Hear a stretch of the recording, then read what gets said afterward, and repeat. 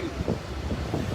Hi everybody, it is Friday and we're on Facebook, and what does that mean, Amanda? It's Facebook Live Friday! Indeed, this is Todd, and with me as always is the Jekyll to my Hyde and the Bonnie to my Clyde, Amanda.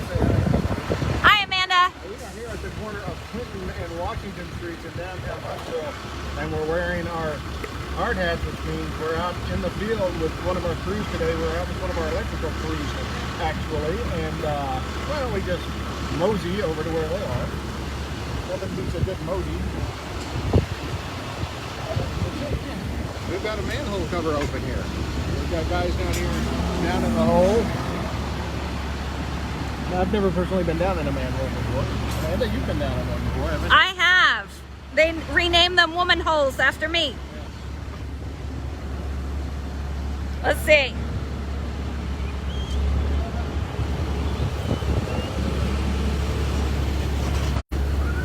So who do we have down in the hole? Who's down in the hole? This is Garrett. He's with us here today. He's going to explain what's Hi, going on Garrett. down there. What exactly is going on down here today? You gotta speak up. And the two guys that's down there now are lining their Corey Hill and Preston Road. Right now we're just doing maintenance where we're cleaning the manhole systems out and re-tagging all of our underground cables that feeds here in downtown Huntsville. Over time, the mud and the grime from the road deteriorates the tags and you can't read it. So it helps us with troubleshooting-wise as far as limiting the time of outage. So if we come here and be able to read the tags, we'll know where the cable's feeding from or where it's feeding to. And it kind of cuts down the time as far as the outage wise. It doesn't really look like, from up here at least, that there's a lot of room down there. No, there's not much room. It's normally about Hang on, I'd say guys. 12 by 15. And some of the holes here in downtown, some of them are square and some of them are octagon holes, so they're a whole lot smaller. But most of the Hang on, guys. I'm gonna give you guys some. All right. So now hopefully we can hear you. Okay. Go ahead. Most of the manholes here in downtown Huntsville, some of them are square, so they're normally about 12 by 15 foot. Some of them, the older ones, are octagon style holes, so they're a whole lot smaller.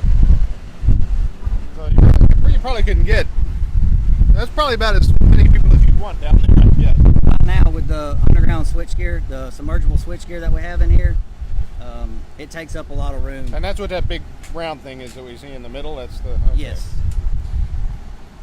It's just it's a switchgear where we can switch our 750 underground feeds in downtown Huntsville, and they also got feeds that feed all the businesses here Okay. that are fused. Now it's not, it's no easy task to get the lid off of this thing and to get down there, but have you guys ever found anything weird or unusual down in one of these holes? Sometimes you find rats or something. They'll run through the conduits, say coming from a transformer that's above ground. Yeah. And if the feed is coming out of a manhole, then they can, walk down, run through the conduits, and end up in the manhole system. But never like, briefcases full of cash or bars of gold or anything like that? No, we haven't found anything like that yet. I was asking for a friend. How much one of these bad boys weigh right here? I mean, you guys had to use a thing to lift it off, so. This lid right here, I would say it probably weighed close to about 400 pounds at least. Wow. We use a crane that's on the back of our truck to lift it, and these right here have got two. So you got right, one of the like large an inner ones lid and and the small, and then a lot of them here in downtown area, they've just got one solid lid.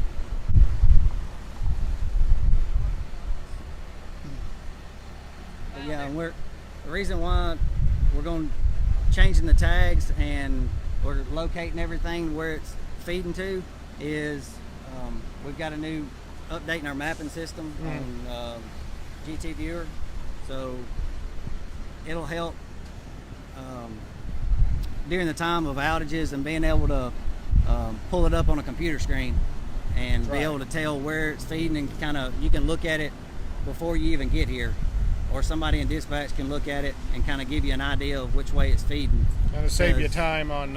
It saves time, because here in a manhole system, it takes a lot of time as far as outage wise, because when you get here, most of the time you got to pump the pump down because it's full of water. So that's normally takes between 30 minutes to an hour just to pump it down and get all of our safety equipment set up. Right. And then, so if we've got a heads up and kind of know where it's feeding from, we don't have to go to a manhole and pump it down and figure out, well, we're at the wrong one. Right. And then start all over again. Start all over at the next one, so it'll save time in the end. And you know, it's kind of interesting. We see our line workers up on poles and in buckets from time to time. Sorry, I was distracted by the dog. A little dog in a car. I get distracted easily. You see our guys up in buckets and on the poles and everything, and they wear the harnesses to keep them from falling. It's very interesting. These guys are wearing harnesses as well, even though they are underground, and that's in case, and correct me if I'm wrong, Garrett, if something did happen, and you'd have to lower the winch down and pull it out of the hole. Yes. Anytime we're in any kind of confined space, we have to wear our harnesses, and it's for the way our safety policy reads, and it's also for rescue. Right. For Huntsville Fire with their technical rescue team. Right. Well, if we ever have an emergency here in a confined space, they come and they have a point of attachment to be able to hook to us and get us out. And I believe we do training with the fire department, don't we? Yes, we do. Yeah. It's probably not a job for someone claustrophobic. It's I don't know if you can really tell from looking, but it really is a tight space down there, and if you're a big guy like me, it's probably even harder to maneuver down there.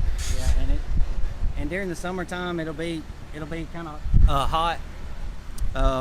During the wintertime it's not so bad because there's heat down there, so it's a whole lot colder up standing on the road.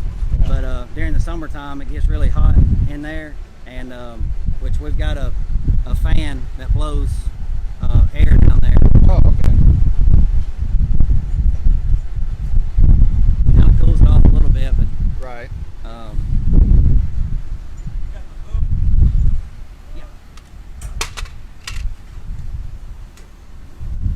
So if you've never been down in a manhole, now you know what it looks like down there. You drive over these all the time and probably don't give them a second thought. But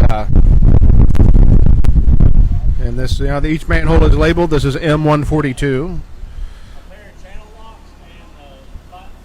Ironically named, not ironically, coincidentally, I don't know, named for two presidents. Well, this is the Clinton and Washington. So there you go.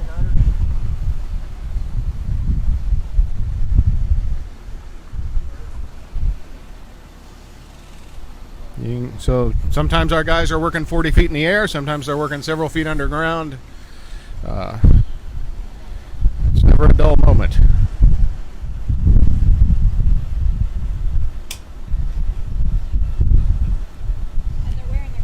And they're wearing their gloves, yeah, because you saw, of course, the risk of electrocution and other that they face when they're up on the poles. So. Yeah, because the only cable that they're dealing with now that they're got their hands on, it's not energized, but all the rest of the underground cables in there are energized cables. Now, some of you may recognize Garrett from some of our other Facebook posts, particularly around lineman rodeo season, which sadly there have not been any rodeos this year due to the pandemic. There's really there are no underground lineman rodeo events. That just occurred to me. It's all up on the poles and. No, there's been a few underground events, but they involve climbing a pole also. Oh. It might be an underground transformer event where you're terminating. Right. And then if you've got, but you still got like a riser where it comes up the pole, so it's basically like two events. And there's no word yet on when the next rodeo is going to happen, is there? Not that we've heard. I don't know. They haven't really told us anything yet. If you get a chance to go to a lineman rodeo, you really ought to check it out. It's really cool. They had it here in Huntsville in 2017, I believe. I'd only been working here about a month, and it was really cool. So if there's ever one happening near you, we strongly suggest you go check it out. It is something to see. Amanda, I think your favorite competition is the egg competition. They put an egg in a basket and put it at the top of the pole, and then the line worker has to go up to the top of the pole, take the egg, put the egg in their mouth as a raw egg, and bring it all the way down without breaking the egg. And it's all, speed and safety. It's really cool to see. So anyway, Amanda likes the egg competition. Yeah. And this is not the only crew we've got out here. We have 2 crews out here today. Down at the other end of the street, there's a crew also in the manhole down there. Yeah, these guys started moving fast. I think we're, Okay, so should we back up a little bit here? Yeah. Okay, hang on.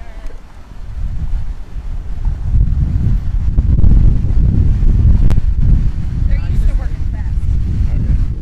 All right, Garrett, you gotta say hi to Rosalia. We appreciate it. We're going to get out of your way, let you guys finish. Yeah. We can walk down to those guys, though, right? Yes, they're down there. All right, thanks, Garrett. Thank you. Yeah, we're going to walk down there.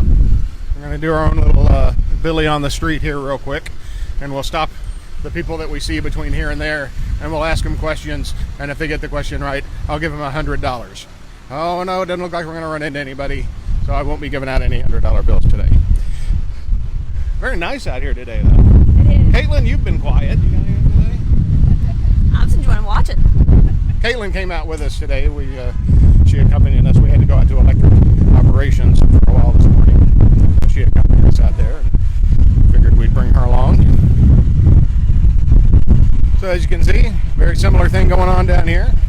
These guys are moving fast. Oh, we'll get to see him put the manhole cover back on. So we got down here just in time. This is kind of cool. So you see, you got the inner lid there, and this is the outer lid, named because it is the outermost lid. A little known fact there, a little trivia for you.